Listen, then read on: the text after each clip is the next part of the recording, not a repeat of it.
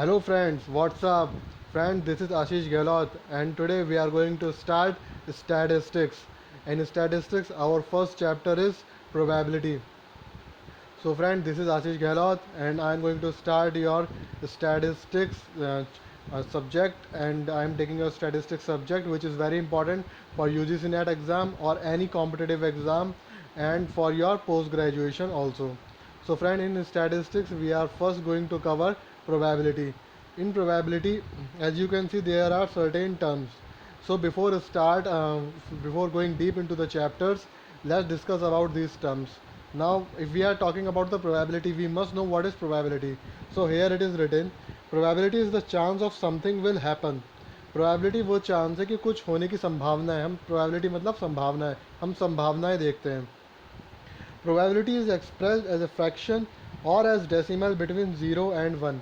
Probability हम किस जो एक्सप्रेस करते हैं वो किस फॉर्म में करते हैं, या तो फ्रैक्शन की फॉर्म में, लाइक 2/4, 1/2, ठीक है, या फिर पॉइंट के फॉर्म में, और वो पॉइंट की रेंज क्या है, 0 से 1 तक, ठीक है.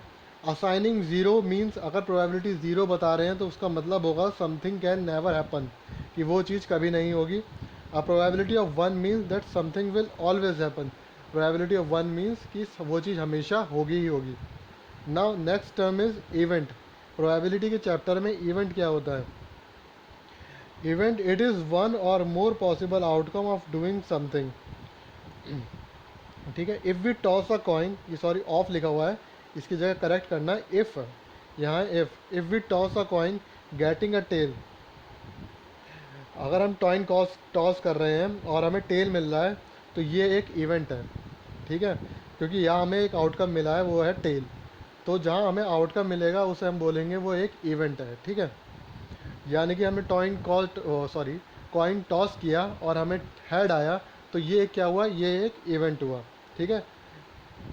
Now next is experiment. अब एक्सपेरिमेंट क्या होता है, जो एक इवेंट को लाने का जो एक प्रोसेस होता है उसे हम एक्सपेरिमेंट कहते हैं. इसे एक बार रीड कर लेते हैं.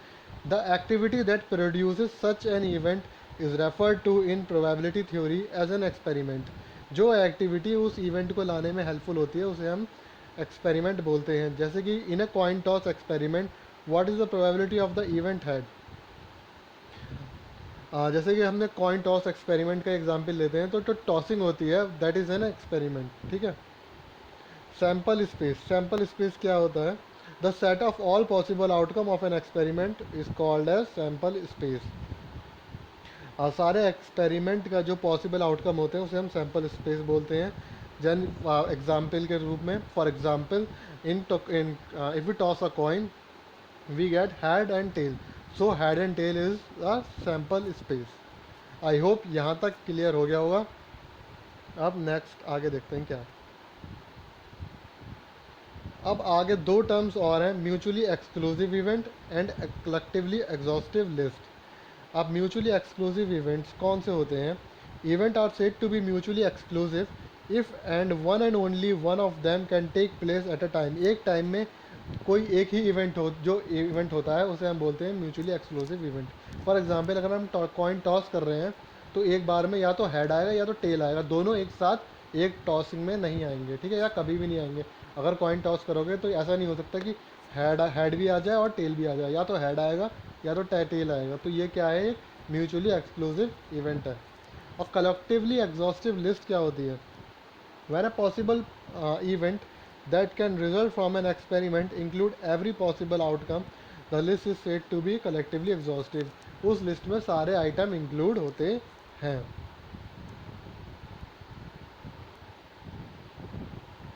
अब यहाँ आ गई, यहाँ हमने इम्पॉर्टेंट पॉइंट्स क्या थे जो मैंने अभी बताए हैं, उनमें से आप देख लीजिए कि रिक्वायरमेंट्स ऑफ प्रोबेबिलिटी. तो प्रोबेबिलिटी की रेंज क्या होगी, 0 से लेकर 1 तक, ठीक है, ये होती है.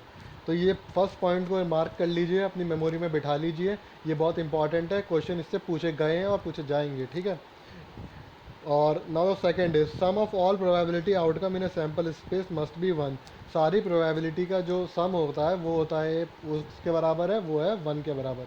तो ये दोनों पॉइंट बहुत ज़्यादा इंपॉर्टेंट है, दिमाग में बैठा लेना, क्वेश्चन इससे बहुत ज़्यादा पूछे जाते हैं. अब आती हैं कुछ अप्रोचेस प्रोबेबिलिटी की. तो पहली आती है क्लासिकल अप्रोच। तो क्लासिकल अप्रोच बेसिकली वही अप्रोच है जो हम नॉर्मली इससे प्रोबेबिलिटी निकालते आए हैं। ये फार्मूला जो आपको दिख रहा है ये वही है, favourable divided by total outcome. ठीक है, it is based on equally likely event a priori probability. इस अप्रोच को हम प्रायरी प्रोबेबिलिटी बोलते हैं। क्यों बोलते हैं? क्योंकि यहाँ जो हम प्रोबेबिलिटी निकालते हैं यहाँ हम एडवांस में निकाल लेते हैं। जनरली क्या होता है कि प्रोबेबिलिटी हम क्या बोलें कि हम अपने एक्सपीरियंस से या फिर हम कुछ एक्सपेरिमेंट कंडक्ट करके बताएं ना। अब जैसे कि टॉसिंग अ कॉइन है, ठीक है, कॉइन को हम टॉस कर रहे हैं, तो क्या हम जिसकी प्रोबेबिलिटी जो बताते हैं कि हेड आया टेल आया, तो हम क्या ये एक्सपेरिमेंट करते हैं एक्चुअली में? ठीक है, कि 3 बार कॉइन टॉस करके देख रहे हैं, नहीं करते। हम उसको अपने आप ही निकाल लेते हैं। तो इसलिए हम इसको अपने आप ही एडवांस में निकाल लेते हैं बिना एक्सपेरिमेंट कंडक्ट किए। तो इसलिए हम इसको बोलते हैं प्रायरी अप्रोच। ठीक है, इसकी एग्जांपल और भी हैं, जैसे थ्रोइंग ऑफ अ डाइस, ठीक है, कार्ड्स का हो गया। तो ये सब आप किस में आते हैं? क्लासिकल अप्रोच में।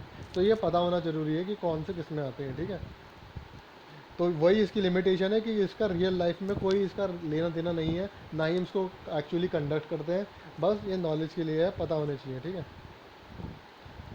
Now the second is relatively frequency approach, या इसको बोलते हैं हम एम्पिरिकल अप्रोच। ठीक है, long run relatively frequency with which an outcome occur, more trial greater accuracy, used for calculating statistical data on death, used for calculating risk premium in life insurance। Basically इस approach में जो probability निकाली जाती है वो उतनी accurate होती है जितना हम ज़्यादा ट्रायल करें। ठीक है, जितने ज़्यादा ट्रायल होंगे उतनी हमारी प्रोबेबिलिटी इसमें ज़्यादा एक्यूरेट होगी। और इसके यूसेस कहाँ कहाँ हैं ये मैंने बता दिए हैं। Now the subjective approach.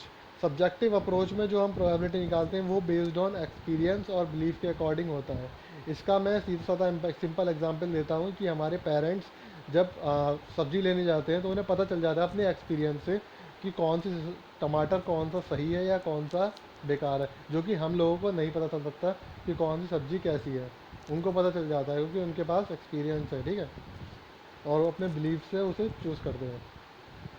So these are the three approaches. I hope these three approaches must be clear to you. So अगर कोई डाउट हो तो बता देना इसके लिए। Now the next is rules of probability. Now first is addition rule. ठीक है, for mutually exclusive events, here it is written P bracket में A और B and then bracket close. तो इसका क्या मतलब हुआ, इससे हम क्या समझते हैं, इसको हम क्या बोलेंगे? इसको हम बोलेंगे प्रोबेबिलिटी ऑफ इवेंट ए और B. Okay, now this is equal to P A. तो ये पी ब्रैकेट में ए ये क्या बताता है? ये बताता है कि probability of event A plus P B क्या बताता है? इसको हम क्या बोलेंगे? पी बी को probability of event B.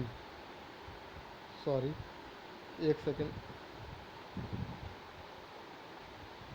Sorry actually वो फ्लाइट मोड ऑन करना भूल गया था। हाँ, तो मैंने आपको बता दिया है पी ए और बी, तो इसका फार्मूला आपको याद हो जाना चाहिए, probability of A plus probability of B. तो अब जो और इम्पॉर्टेंट बात है, किसी हम सिंगल प्रोबेबिलिटी निकालते हैं तो सिंगल प्रोबेबिलिटी को हम एक और नाम बोलते हैं, जिसे बोलते हैं मार्जिनल प्रोबेबिलिटी या अनकंडीशनल प्रोबेबिलिटी। ठीक है, तो इनको एक बार और बता देता हूँ। मीस का मतलब होता है कि सिर्फ एक ही इवेंट अकर हुआ है। तो जहाँ एक इवेंट होता है उसको हम बोलते हैं मार्जिनल प्रोबेबिलिटी, अनकंडीशनल प्रोबेबिलिटी।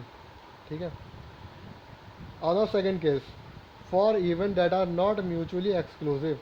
अगर म्यूचुअली एक्सक्लूसिव है तो फार्मूला ये होगा, नहीं है तो ये फार्मूला होगा। ठीक है, माइनस पी एंड बी, तो probability of A and B, तो ये एडिशन रूल है। तो जहाँ भी अगर आपको क्वेश्चन सॉल्व करना पड़े तो और का मतलब है, अब तो जहाँ भी और दिख जाएगा आपको तो वहाँ आपको ऐड करना है, और जहाँ भी एंड दिखेगा वहाँ मल्टीप्लाई करना है। तो इसी से आता है हमारा मल्टीप्लिकेशन रूल। ये मैंने सिर्फ नॉलेज के लिए डाले, मैं इनको बहुत ज़्यादा एक्सप्लेन करके टाइम वेस्ट नहीं करूँगा, शायद क्वेश्चन पूछे ना भी जाए इनसे। ठीक है, शायद ही क्वेश्चन आ जाए, लेकिन आएगा नहीं, लेकिन नॉलेज के लिए पता होनी चाहिए, टर्म्स क्लियर होनी चाहिए बेसिकली। तो इसमें पहला आता है फॉर इंडिपेंडेंट इवेंट। जिसकी इवेंट इंडिपेंडेंट इवेंट वो इवेंट होते हैं कि जिसका अकरेंस दूसरे से रिलेट नहीं करता है, वो इंडिपेंडेंट होते हैं। ठीक है, अकरेंस और नॉन अकरेंस किसी दूसरे इवेंट से अफेक्ट नहीं करती। ठीक है, तो probability of A and B, तो मैंने आपको बताया मल्टीप्लिकेशन रूल में एंड दिखेगा और एडिशन रूल में और दिखेगा। तो यहाँ पे probability of A and B equal to probability of A multiply by probability of B, not a dependent event. Probability of A at B equal to probability of A into probability of B by ए।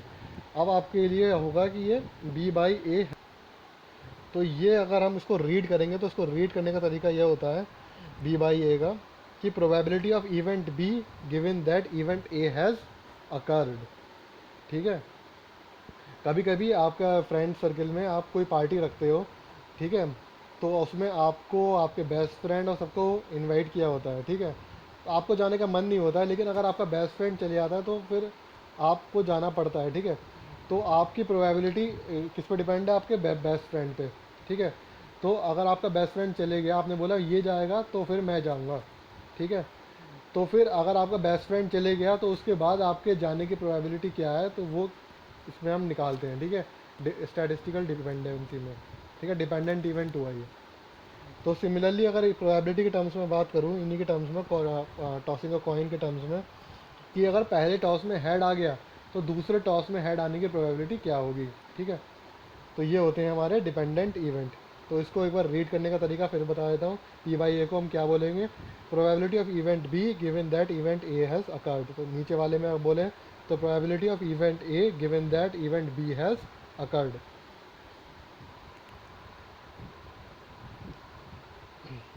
एक बार इनका bifurcation कर दिया मैंने formulas का dependency और independency time में। तो मार्जिनल इंडिपेंडेंसी, अगर हमारे जो इंडिपेंडेंस इवेंट है, इंडिपेंडेंट है हमारे इवेंट, तो फार्मूले क्या होंगे?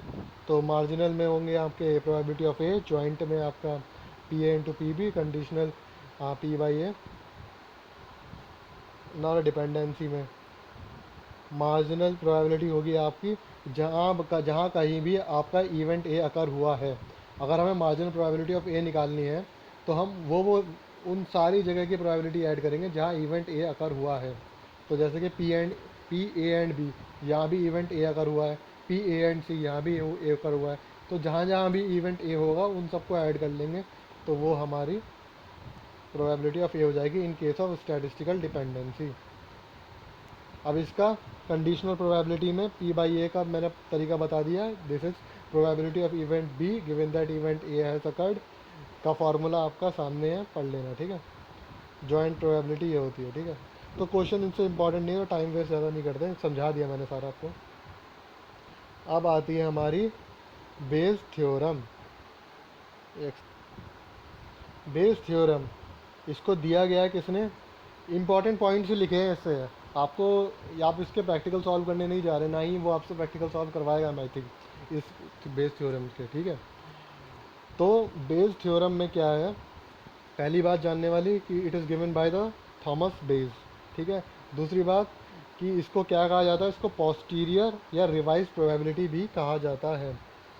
अब इसको मैं ये समझा देता हूँ कि पोस्टीरियर और रिवाइज प्रोबेबिलिटी क्यों कहा जाता है।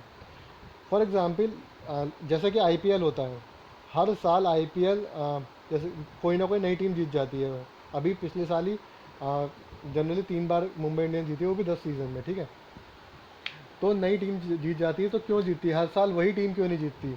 क्यों? क्योंकि हर साल सिचुएशन कुछ अलग हो जाती है। सिचुएशन अलग क्या हो जाती है? प्लेयर्स को इंजरीज हो जाती है। ठीक है, कुछ प्लेयर रिटायरमेंट ले लेते हैं, कुछ प्लेयर नए जुड़ जाते हैं, कुछ प्लेयर छोड़ के चले जाते हैं। तो ये काफ़ी सारे सिचुएशन, मैनेजमेंट चेंज हो जाता है। पर अगर हम प्रोबेबिलिटी लगाने बैठेंगे कि पिछले साल मेरी टीम मुंबई इंडियंस जीती है तो वो इस साल भी जीतेगी। ठीक है, पर होता क्या है कि इंजरीज हो गई, मैनेजमेंट चेंज हो गया, प्लेयर नहीं बच रहे जो पिछले साल थे, तो टीम बहुत बुरा इस साल कर रही है, बुरा इस साल परफॉर्म कर रही है। तो वो टीम अब जहाँ पिछले टॉप पे थी आज लास्ट पे है।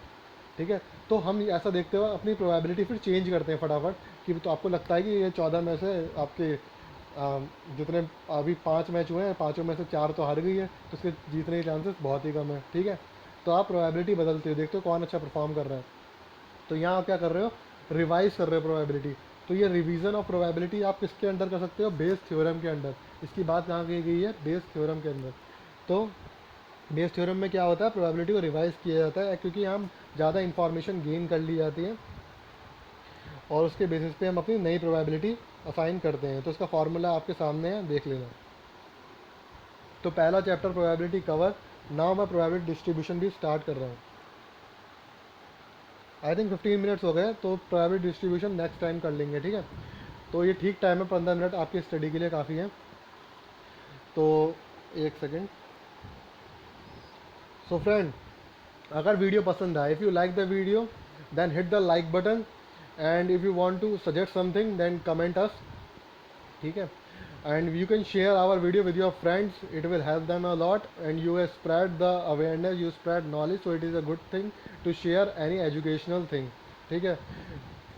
And you can like us on Facebook, and if you have any problem you can mail us on studykrida@gmail.com. I will give all these details of Facebook link and Gmail ID in the description box and in the comment box also, ठीक है। तो आपको video पसंद आए तो like कीजिए, video को share कीजिए अपने दोस्तों के साथ, और कोई सजेशन हो तो कमेंट कीजिए, ठीक है। अपना फीडबैक कमेंट में दे सकते हैं, और आपकी कोई क्वेरी है, कोई प्रॉब्लम है तो आप हमें फेसबुक पे भेज सकते हैं, या फिर जीमेल आईडी है studykrida@gmail.com। फेसबुक लिंक और जीमेल आईडी मैं आपको डिस्क्रिप्शन बॉक्स और कमेंट बॉक्स में इसको लिंक डाल दूंगा, तो आप वहाँ से देख सकते हैं, ठीक है। सो आज के लिए इतना ही। Thank you class.